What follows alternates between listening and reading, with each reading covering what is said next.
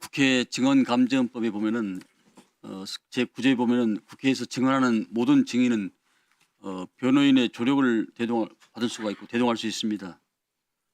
또 여러 가지 법률상의 권리에 대해서도 조언을 받을 수 있다는 것이 증언간접법에 나와 있습니다. 수사를 받지 아니하더라도 증인 선설하신 모든 증인에 대해서는 변호사 대동도 가능합니다.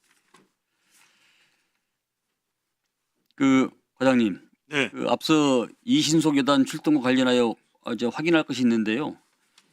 이신속 사단 에하 201, 203 여단에 만약 출동을 지시하면 출동을 할 수 있는 준비를 전달하라고 하였음이라고 한중령에 전달한 바 있죠.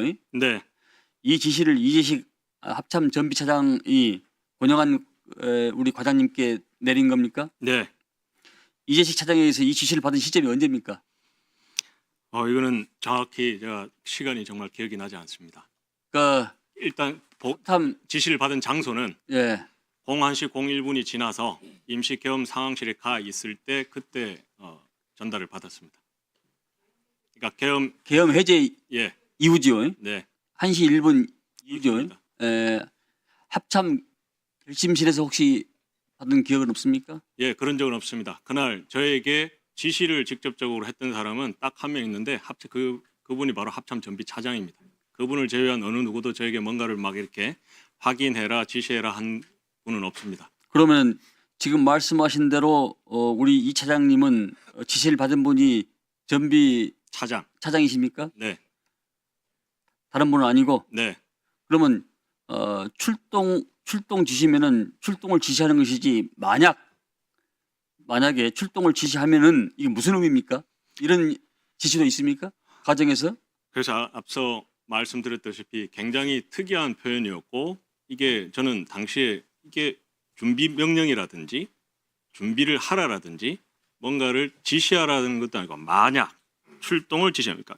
계속 가정에 들어가는 이 표현이 굉장히 저는 의아스러웠었습니다. 근데 이 표현이 어떤 의미를 담고 있는지는 저는 정확히 그 당시에 이해는 못했지만 하지만 어쨌든 출동을 하는 건 아니구나 라는 건 인지를 했는데 대체 이 표현이 뭔가는 분명히 궁금한 건 맞았고 그래서 다시 만약에 그렇다면 그 출동을 한다라는 게 뭐 언제 출동할지는 모르겠지만 그렇다면 뭐 수단은 뭐냐 복장은 뭐냐라고 물었을 때 앞서 말씀드린 그대로 그 다음 답변도 정말 의외의 답변이었습니다. 그냥 체육복 입고 자고 있으라고 하면 돼. 자, 그럼 우리 과장님이 이 차장에게서 차량과 헬기, 단독군장, 비무장 여부를 반문한 시점이 그 시각입니까 바로? 네, 거의 그 동시간대입니다. 그러니까 체육복을 입고 자면 돼라고 한 시점은 언제입니까? 그러니까 그게 이걸 전달해라고 하면서 거의 그 동시간대였다고 저는 그렇게 기억하고 있습니다. 체육복을 입고 취침을 해. 자, 이런 말을 듣고 어떤 느낌을 받았습니까? 개인적인 느낌을 물어보는 겁니까? 개인적인 순간 전부터 판단이 중요하지요. 이상하긴 했지만 안도감을 가졌습니다. 그러니까 우리 그 이재식 차장은 그냥 소극적으로 임했다 이렇게 해석할 수 있습니까? 추리닝을 입고 체육복을 입고 자도 된다 이렇게 출동하라는 건 아니구나. 그렇게 느끼고 해석했다는 얘기죠. 그렇게 느꼈습니다. 조금 전에 우리 박안수 사령관은 계엄사 상황실의 구성 이후에 그 교대조의 개념에 대해서 6번 인원을 증원시켰다며 이를 계엄 과장과 논의한 바 있다고 말씀했습니다. 그러나 우리 계엄이 해제되고 나서 교대조 이 자체가 왜 필요했다고 생각합니까? 제가 알고 있는 내용을 그대로 말씀을 드리면 교대조의 개념이 아니라 당시에 합참은 계엄사령관의 요청에 따라 당시의 군사지원본부장, 합참군사지원본부장이 지시를 해서 합참 계엄과가 육군본부 인원들이 올라오기 전까지 계엄사 상황실을 구성하는 것을 지원을 해줘라 라는 게 제가 받은 합참군사지원본부장의 정상적인 지휘 개선상에서 받은 임무였습니다.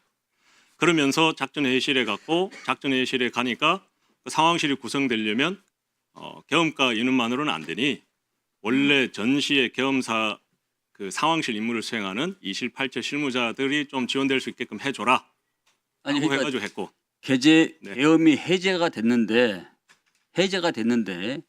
교대조를 가동을 시켜라. 계속 교대전은 이미 그 전에 올라온다는 얘기를 제가 들었었습니다. 그러니까 이 계엄이 계속 지속된다 또는 이건 2차 계엄을 준비한 전조로 해석하지 않았습니까? 그 또한 그 당시에는 그렇다면 교대조라는 말이 필요가 없지 않습니까? 그런데 이것도 그대로 말씀. 그 당시에 저는 2차 계엄이라는 것 자체를 머릿속에 떠올려 보거나 생각해 본 적은 정말 없습니다. 일련의 과정들이 제 스스로도 솔직히 말씀드렸고 계엄 가결 이후에도 뭔가를 이어졌지만 그 과정 속에서 제 스스로 이것은 2차 계엄이구나라고 하는 생각을 제가 가져보지는 않았습니다. 그러니까 교대조란 그 말이 나왔을 때 우리 과장님께서는 2차 계엄까지는 생각을 안 했다 이런 말씀인가요? 그렇습니다. 그 이유는 원래 그 인원들이 당시에 육군 참모총장께서 계엄 사령관이었기 때문에 그 인원들이 원래 계엄사 상황실 구성 인원들이 되기 때문에 원래 걔들이 그냥 올라오는 것이지 저희와의 교대조라고 생각하지 않았었습니다. 자, 그럼 우리 과장님 마지막으로 자유스럽게 하고 싶은 일 있으면 말씀하십시오. 네, 저는 단 한 번도 이번 12월 3일 이후에 여기에 계신 분뿐만 아니라 그 어떤 의원님들과 통화 한 번 한 적 없습니다. 안기백이라는 사람하고 통화 한번 한 적 있습니까? 없습니다. 그런데 마치 우리 조금 전에 강 의원님께서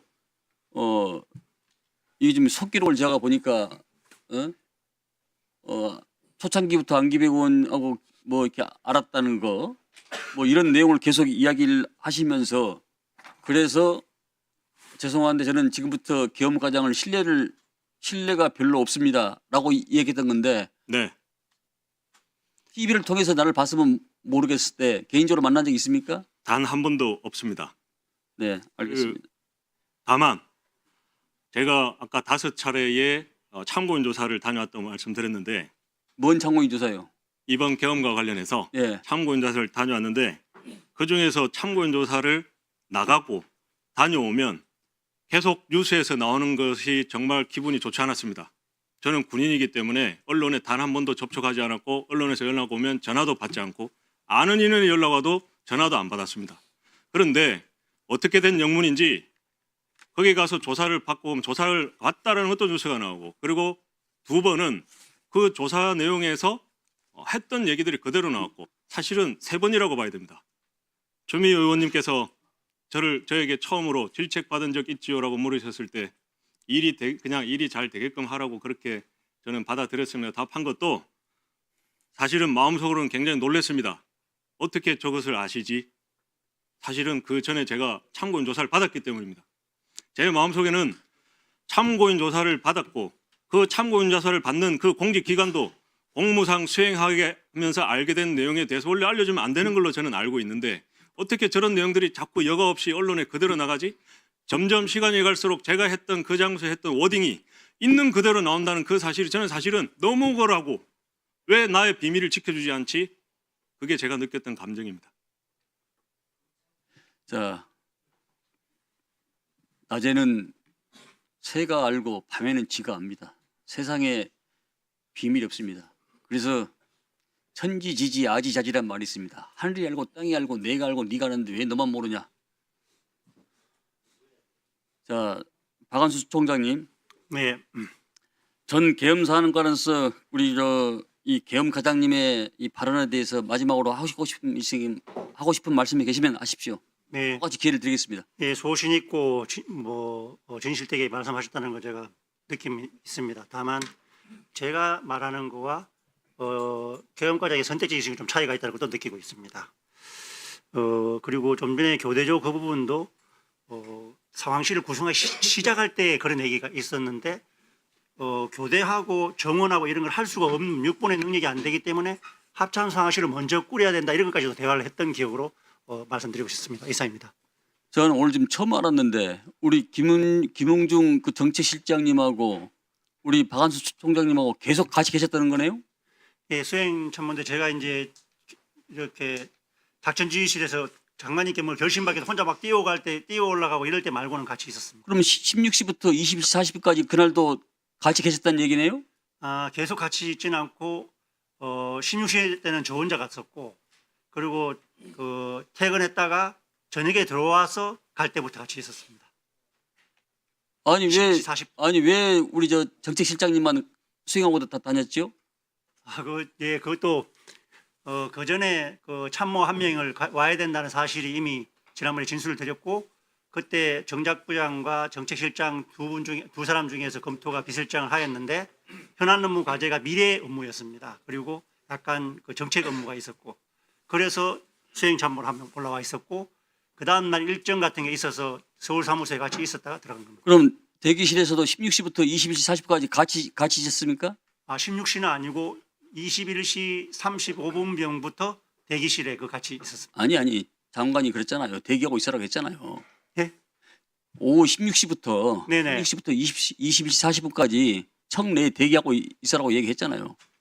예, 그렇습니다. 16시에는 같이 안 했었고, 그러면 언제부터 같이 있었어요? 그 저녁 식사할 때 같이 했고, 저는 퇴근했고, 퇴근하고 들어와서 그때 장관 대기실 갈 때 같이 갔습니다. 21시 40분까지 대기하라고 했는데 퇴근을 해요? 예, 저는 그때는 그거 특별한 적 없이 오라고 하셨기 때문에 그 시간만 맞추면 되니까 퇴근했었습니다. 아니 청 내에 대기하라고 그랬잖아요. 청내 대기라고 말씀하신 적 없습니다. 대기실 오라 21시 40분까지 그렇게 말씀하셨습니다. 더 이상 추가하실 말씀이 없으신가요?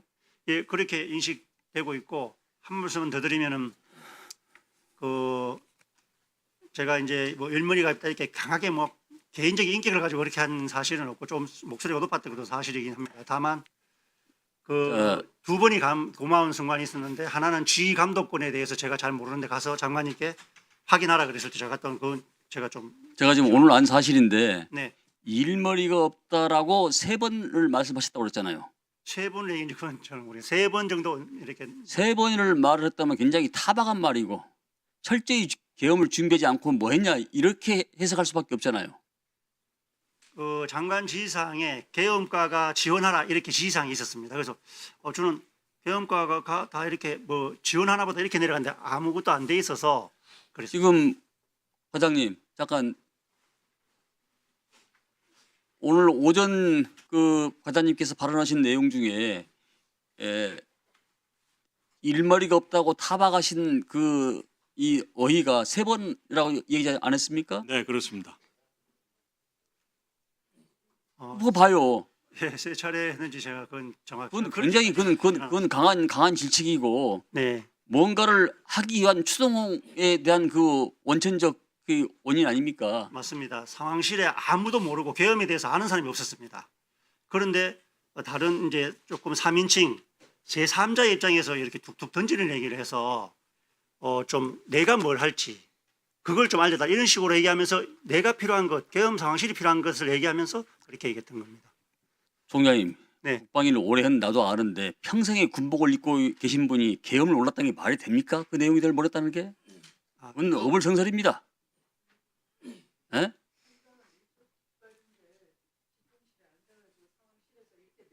예? 군인이 제복을 입지 않는 저도 이 계엄에 대해서 기본 상식 이상은 알고 어떻게 대응하고 우리 군이 합참이 어떤 일을 하고 방첩사가 어떤 일을 하는데 그걸 계속 업데이트 않고 공부를 않고 계속 옛날 썼던 버전 그대로 쓰고 있고 79년 12.12 사태 이후 그대로 쓰고 있고 이 버전까지도 제가 다 알고 있잖아요. 그런데 그걸 모르신다는 게 그건 말이 됩니까? 그것은? 완전히 모른다는 그런 개념이 아니고 제가 좀 지역방위 사단장을 할 때에 계엄 상황실에 한 10대 명 정도 들어온 상황실이 있습니다. 그 정도 수준하고 작전사급의 계엄 상황실이 지원 나오는 정도에 한 30여 명? 그 정도 기억밖에 없지 200명 정도 지역방위 사령관은 지역방위는 통합방위사령부가 구성이 되면 예, 그것만 알고 있습니다. 다 이렇게 예. 군단 사단 맞습니다. 예하 제대 또 시군구 군청 시청까지 다 예. 관할하는 거 아니겠습니까? 예, 저는 야전에만 있어가지고 그거 정도는 알고 있습니다. 네. 들어가십시오. 자, 그러면 지금부터 잠시만 주목해 주시기 바랍니다. 제가 구독자분들을 위해서 선물 하나를 준비했는데요. 제가 항상 여러분들께 드리는 말씀이 있습니다. 뉴스만 평소에 잘 챙겨보셔도 돈이 되고 돈을 벌 수 있다라고 말씀을 드렸는데요.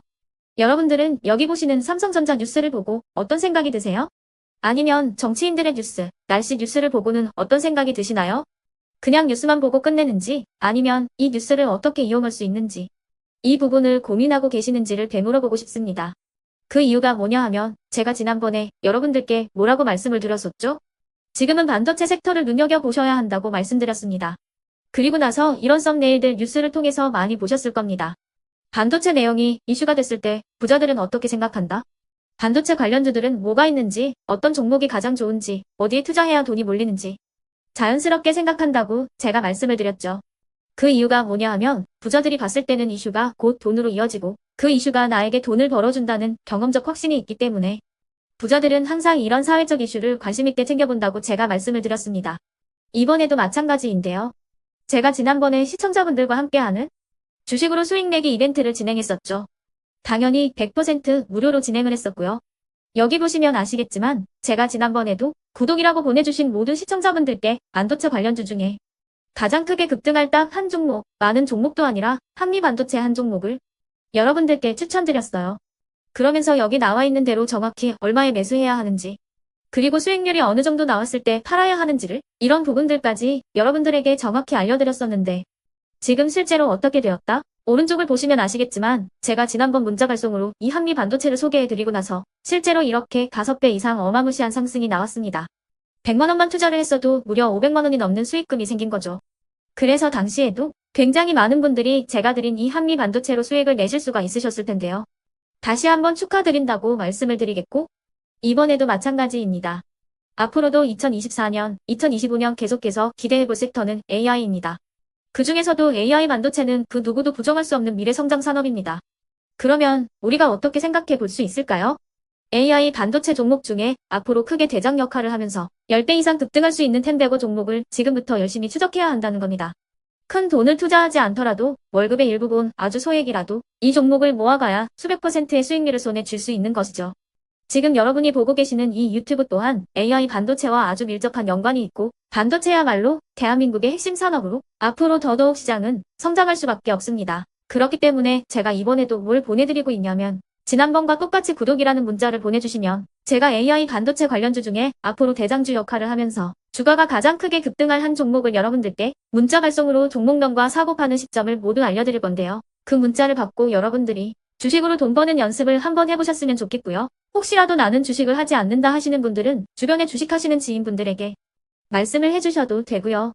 아니면 연세가 있으셔서 투자가 어렵다 하시는 분들은 이 종목을 자녀분들에게 한번 사봐라. 이걸로 한번 수익을 내봐라. 이렇게 조언을 해주실 수도 있는 거겠죠. 그래서 지금 이 영상을 보시는 시청자분들 중에 나도 이번 종목이 좀 궁금하다 하시는 분들은요. 누구나 상관없이 그리고 어느 시간대나 상관없이 부담 없이 010-2514-5930번으로 구독이라는 문자 보내주시면 제가 이번에도 똑같이 무료 추천 급등주 문자를 보내드리겠습니다. 이해되시겠죠?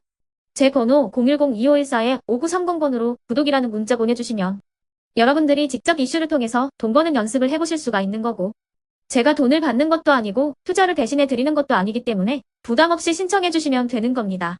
그리고 수익이 나면 저는 다른 것은 하나도 바라지 않습니다. 제 채널에 구독, 좋아요 한 번씩만 눌러주시라 이렇게 다시 한번 말씀을 드리겠습니다.